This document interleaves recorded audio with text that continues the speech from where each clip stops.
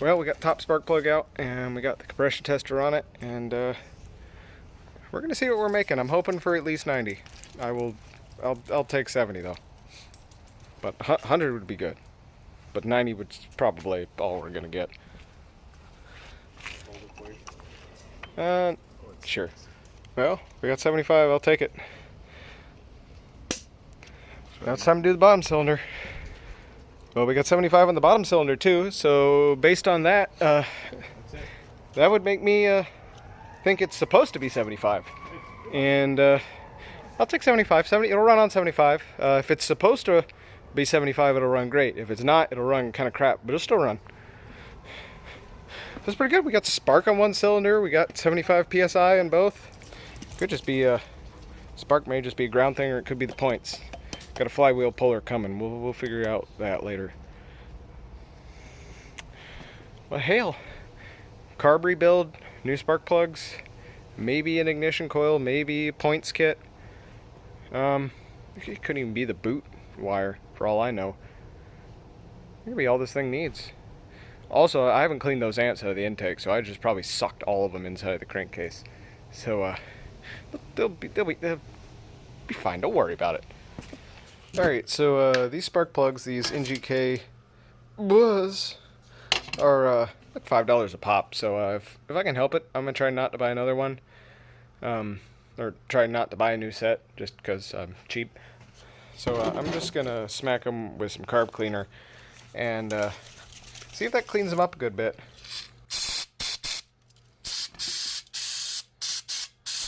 Just hit them with a... Whew! Oh, that's potent. Ooh, Lord, going right into my head. Hit them with a toothbrush or something like that and just see if I can take the carbon off. And then put some two-stroke oil on them and slap them back in. Here's the before. As you can see, they're horrifying. And with a little bit of movie magic, shibbity, shamity, swimmity, swim. Shabam. Good as new. That's what I call remanufactured. So, really, I just hit him with the carb cleaner and then stole Mom's toothbrush and ruined it. And then, just for good measure, I just very lightly kissed it with the back end of the brass brush just to break up some of the carbon, and then cycled through that about 3 or 4 times and grabbed a shop towel and just cleaned it off and did all that again, and they look decent. I think they'll run. No, they're old, but, you know, so's everything I own. Now I just gotta go try and see if I have any two-stroke oil left. I don't know if I do. Stand by. I found this stuff. Hadn't even been opened yet. So, we'll use that. I'll just get this funnel, and I'm just gonna try and pour about a teaspoon into each cylinder just so that they have some actual appropriate oil in there rather than just the liquid wrench I sprayed down the gullet and all the ants that are smushed up against the cylinder wall. And we'll call it a night there, because it's been a long day.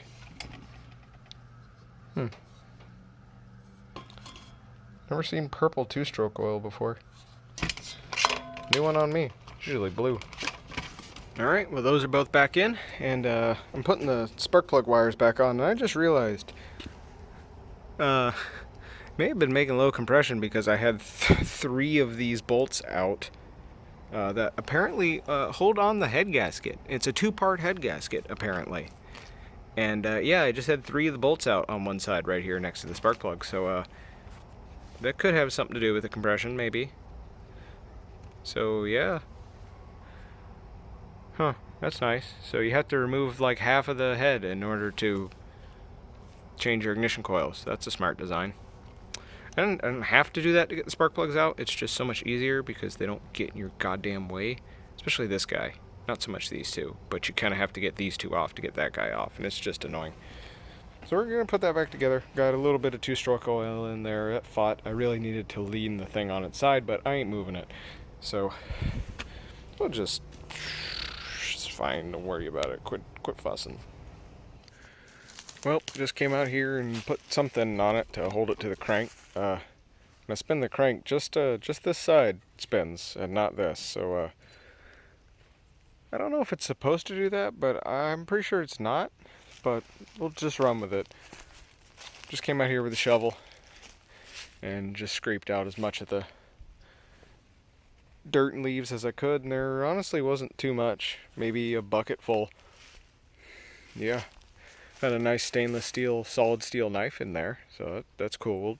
Don't know why it was in there, but we'll just keep it so I can, stab water hobos and whatnot. And yeah, tires, both of them have still held air. All the air. It's insane. And start working into the live well. Figuring out what goodies are in there. I'm hoping there's an anchor. That'd be nice. Probably not. Probably just all garbage. We'll give her a look. Alright, so that's what we got out of there.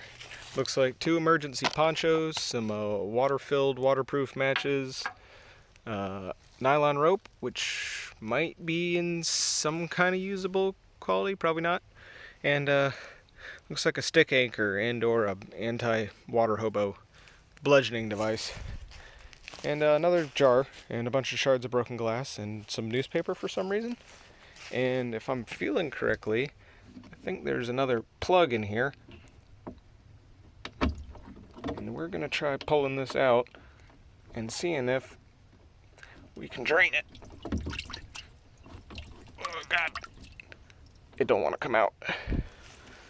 Well, the plug decided it wanted to be non-compliant, and no matter how much I yanked on it or beat on it with a 3-pound sledgehammer and a 9-inch nail, I could not drive the thing back out. So I did the only other thing I could, and I just took the nut off the bottom and just pulled the bolt right out the middle of the plug. So it's just down there pissing away right now. And yeah, it's been going for like a minute, and it's gone down about that much. So I guess I'll be back in an hour. And once we get that out, we'll see if then we have enough play in the plug to be able to mangle and mush it until that comes out. Well, after much cajoling, we finally got her out. They don't make rubber like this anymore. It's still perfectly supple. But yeah, this is gonna need some cleaning. But at least most of the water's out. Well, I'm just poking around the boat, and after looking at this thing, it's a single piece here on the back.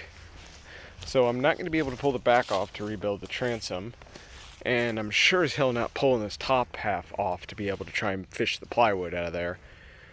So I think the current plan is to get all of this off, take the rivets off of this max occupancy sticker, try and see what we can down in there.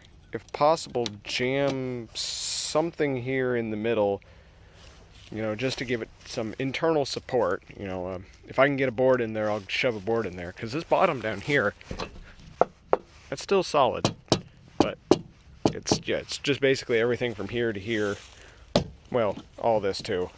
The whole top half is rotten. So yeah, I'm gonna take this guy off, get all these bolts out of here, take the rivets off of this thing, move that somewhere else, or probably just keep it in the same place. And my plan is to just slap a 3/4 inch treated plywood transom on the inside, right over the back, and just bolt it in place with the existing bolts, and probably run that down as far as I can to the floor if possible. Probably not. It seems, yeah, this seems to be shelved like that, so I'm probably only going to run it to that lip. Then the thought is to just, slap some plywood on there and just use that to just sort of support the whole way across. All it has to do is hold up the motor. Doesn't look like there's any holes, because I'm not taking this, drilling out all 4 billion of these rivets to try and get this top off of the boat just to replace the transom. I'm just gonna half-ass it like I usually do. And I mean, we'll do everything we can. I'm not going to cheap on the plywood. I'm gonna get 5200. I think this actually has all stainless steel hardware on it already.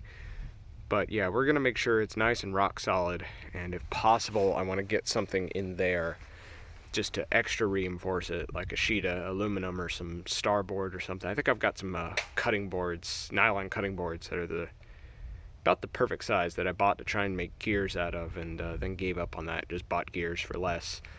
Then we'll just take that max occupancy sticker and then just bolt that to the sheet of plywood or glue it on. Actually, I don't want to glue it on, so I'll never get it off. And hopefully the Tuba 5200 I have that, I haven't touched in a year is still good and not totally all dried in the tube, because I don't want to buy another tube X. It's like 18 bucks. And I also need to do something about this head, because it's all sorts of messed up. And I can't put it on the outside because I'll cover the head, and I don't want to have to do like a gun serial number cutout in the transom, and because that would be at a very structurally important spot, and it would compromise the integrity. So we're going to put it on the inside. Plus it looks better from the outside. You won't really be able to see it on the inside when you got a motor and a gas can and someone's fat ass sitting up there. Then we'll also need to figure something out for a seat up here, and I'm sure that won't be too difficult. And really, I think that's all this boat needs. There's a couple of dings down here on the keel, but nothing I would be crazy worried about, stuff like that. That's probably the worst spot right there. You could use some fill, use some patching. We got some Bondo, we can just stick it on there. But nothing that bad. The trailer probably needs more work. Bearings seem fine. The tires, for some inexplicable reason, hold air. All it needs is a winch, which I have the spare one that came from my free boat trailer, which I pulled off when I replaced that for the nicer one off of the one I salvaged out of the woods that I also got for free. But what it really needs is it needs bunk boards, because these brackets are gone. Yeah, they are just... The steel that is here is high quality steel. It's still there. I tried to bend it and it wouldn't bend. It's like, high carbon, but it's just rusted. It's gone. There's no way I'm going to be able to mount to that. And I need to cut these points off the top and then mount something else to it. Also, because this is the wrong trailer for this boat. Unless these were supposed to be... Oh, no. No, that's... I can't tell if that's where they're supposed to be or not, but those need to be like... Well, it's resting on the other side, but they need to be like 3 inches taller on each side. So, we'll have to figure something out for that. Probably just... I don't know if I'm going to bolt something to the frame. What I'll probably do is cut some U-channel, do the same thing like the people on that trailer did with the one that I've got the John boat on. Get some U-channel posts, cut it to the right length, put it on with a U-bolt, raise it up, and then just sit the board in the top of it notched out, or bolt it to the side of it with some brackets or something. We'll figure it out. There's extended capabilities up here for more supports as well. Shouldn't be too hard. Just have to, think on it for a little bit, and I'm sure I'll find something. I'm going to try and do it as cheap as possible. My plan is to just, unless I end up liking this boat and it ends up being impossible to get title for that John boat, I may just keep it. Don't know. Not keeping this trailer, though. This thing sucks. But we'll see. We'll see what we can do.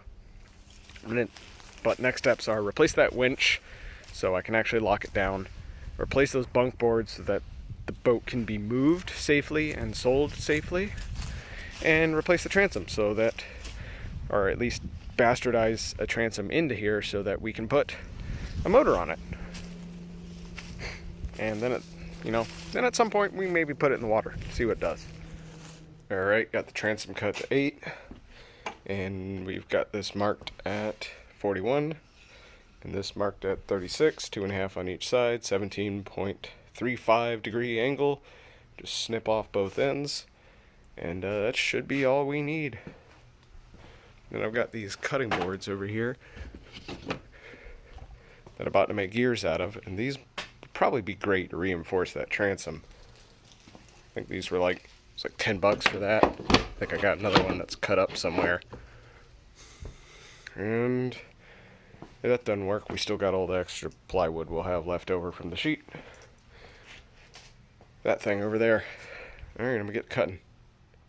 There she is, looking pretty slick. Snipped about a ½ inch off the corners just to, you know, take the point off.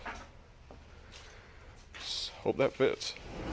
Alright, so we're fucking with the motor again, and I'm just running this 1/4" tap down into these flywheel puller holes because I got me a harmonic balancer puller finally after putting that off and not buying one forever.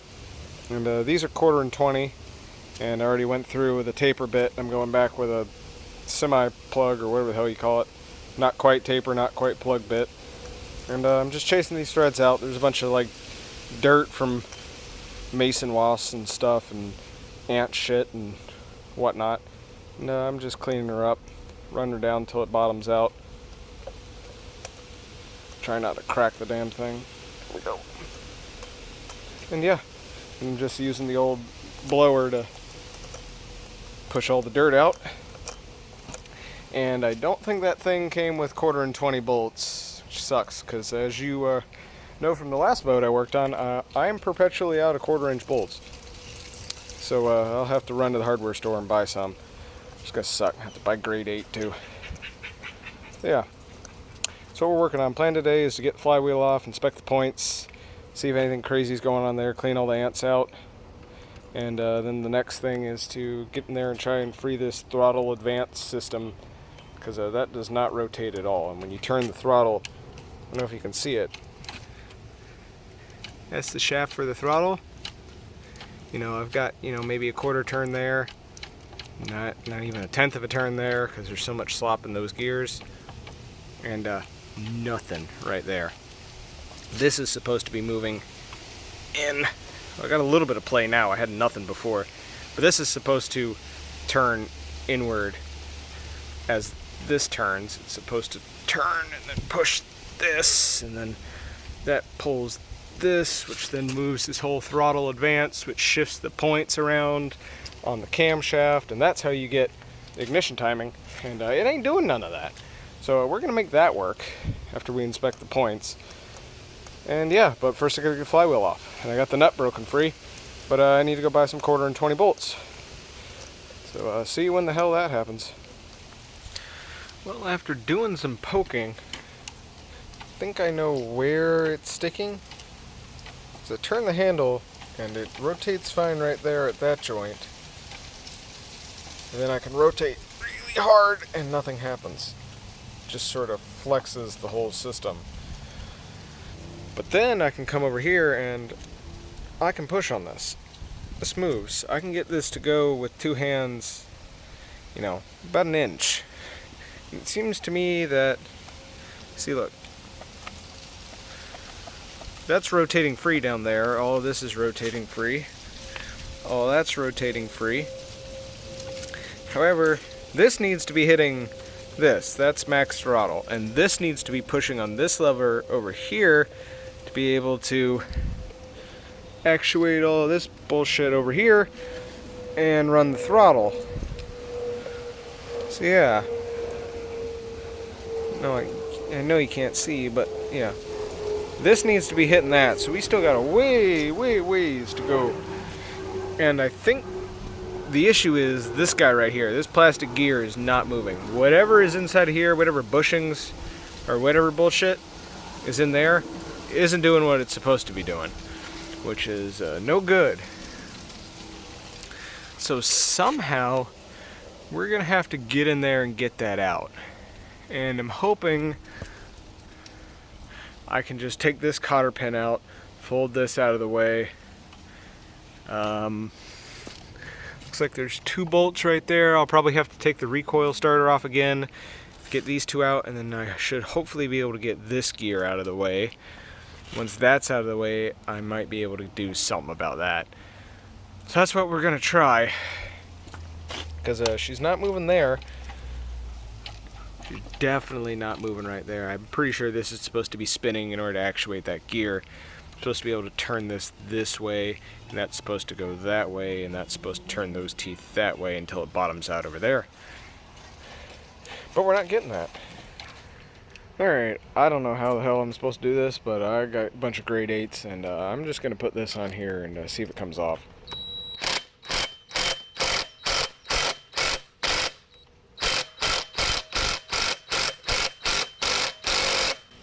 I'm not liking that.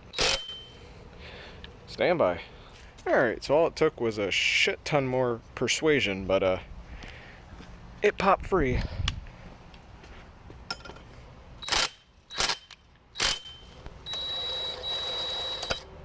There. So now we can finally get that sucker off. Ooh, it tore that bad boy up. Yep, yes sir. At least still come out, so at least didn't ruin the threads, I think, maybe, hopefully.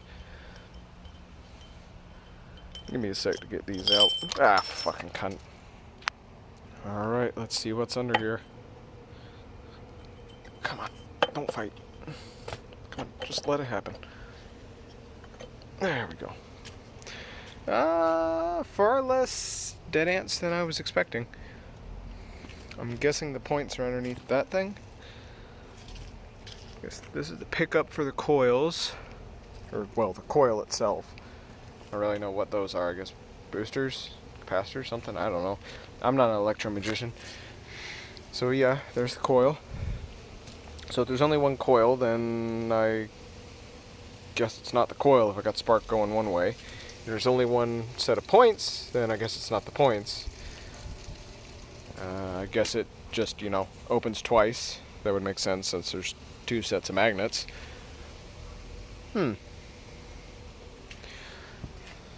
So, my guess is it's one of these doohickeys then, since that's the only paired thing in the whole ignition system. But we'll poke under the points and see what they look like anyway. It's the wrong screwdriver, but because it's here, that means it's the right screwdriver. Actually, no, it doesn't even fit. It's the wrong screwdriver.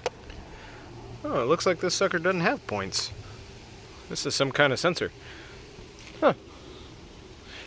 Well, hell. Just thought there would have still been points on a 78. Maybe it would have helped if I, looked in a manual somewhere. So, didn't really have to take flywheel off. Well, I guess I kind of do. Makes working on this crap in here a lot easier. Also lets me verify that this is indeed nice and free. So that guy's not a problem. So we're going to get that back into place. And try and work on this accelerator.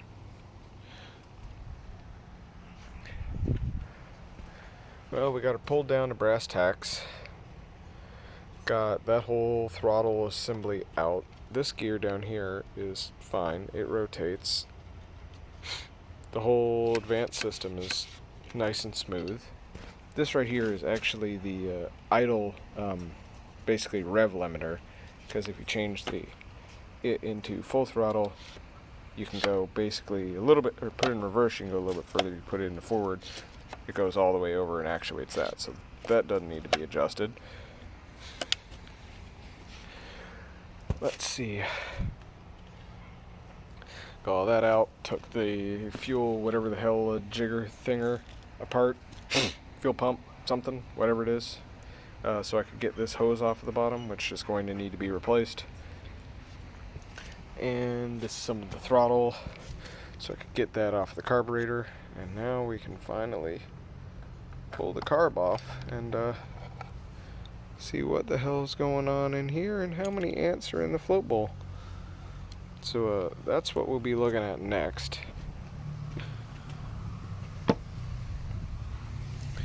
And I guess I'm gonna have to pull this arm off in order to be able to get in here to figure out what's going on with this bearing, because this gear will not move. I tried beating on the edge of it to push it out. That didn't work. I tried beating on the gear, which was a very dangerous maneuver. As you can see, I put a dent in it, and it did not move. So I don't think it's the gear itself. I think this bearing in here is rusted and seized. And we're going to see if that's the case, because this is a non-starter right here, because we have no throttle control. No matter how much torque I put on this, I'm putting a good deal of torque. I'm getting nothing. I'm going to snap these aluminum drive shafts or these teeth if I put any more on it. So yeah, that's the state. And we're going to try and get that apart and put everything back in there and fix the carb.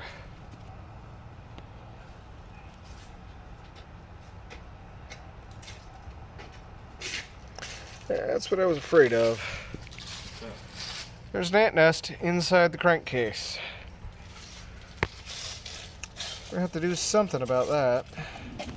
Well, I think that's about as far as I can take it today, or at least as far as I'm willing to take it today. So I'm gonna put everything back together, except for maybe the carb. And we'll worry about this on a later date. I may try and pull this bolt off just because I can do that without, having to remove anything in there, and just seeing what it's going to take to take this off. But considering there's ants all up inside of the intake, I probably need to pull this power head out. Plus before I ever run this thing, I gotta take this extension case apart and inspect the water pump as well. And I don't know how to get in there. I guess there's those bolts. That's how we'll get in there. So yeah, I guess maybe next time I'll play with the water pump and this arm. But looks like the ignition is mostly okay. At least all the stuff under the flywheel is. So we can go ahead and put that halfway back on. And I'm going to put all these linkages back together before I forget how they went together. And that's where we're going to call it this weekend.